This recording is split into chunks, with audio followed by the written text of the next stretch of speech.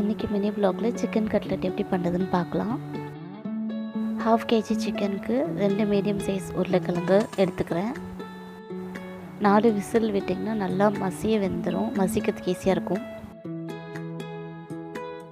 2 பச்சை மிளகாய் பொடியாக கட் பண்ணிக்கணும். ஒரு 4 இலை புதினா, கொஞ்சம் கொத்தமல்லி,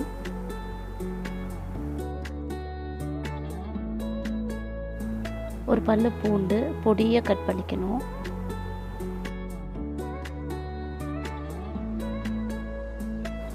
வேக வச்ச உருளைக்கிழங்க உரிச்சிட்டு நல்லா மேஷ் பண்ணிக்கோங்க. இந்த மாதிரி கொத்தமல்லி, பச்சை மிளகாய், நம்ம வெட்டி வச்ச ஒரு 2 வெங்காயம், கொஞ்சமாக இஞ்சி, கொஞ்சமாக பூண்டு, கோட்டிங்க்கு 2 முட்டை இந்த மாதிரி அடித்து வச்சுக்கோங்க. ஒரு ஸ்பூன் மிளகு நல்லா தூளாக நுணுக்கி வச்சுக்கணும். சேமியா ஒரு ஸ்பூன் கீ விட்டு இந்த மாதிரி ட்ரை ரோஸ்ட் பண்ணிக்கலாம்.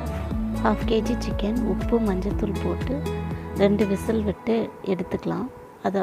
அதை மிக்சியில் ஒரு பல்ஸ் கொஞ்சம் எண்ணெய் விட்டு வதக்கி கொஞ்சம் உப்பு மஞ்சத்தூள் போட்டு மேஷ் பண்ண பொட்டேட்டோவை ஆட் பண்ணிக்கலாம். எடுத்து வச்சுருக்க வெங்காயம், பச்சை மிளகாய், கொத்தமல்லி, இஞ்சி, பூண்டு எல்லாமே ஆட் பண்ணி வதக்கி எடுத்து அதோடு மிக்ஸ் பண்ணிக்கோங்க. கொஞ்சமாக பெப்பர் பொடி, ஒரு 1/2 டீஸ்பூன் பெப்பர் பொடி போட்டுக்கலாம். போட்டு நல்லா மிக்ஸ் பண்ணிக்கணும்.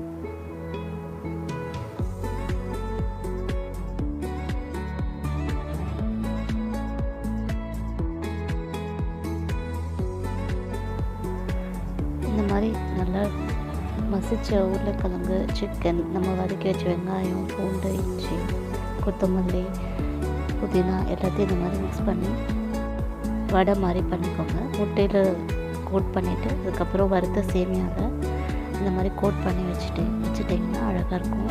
கிட்ஸ்க்கு ரொம்ப பிடிக்கும் இந்த மாதிரி.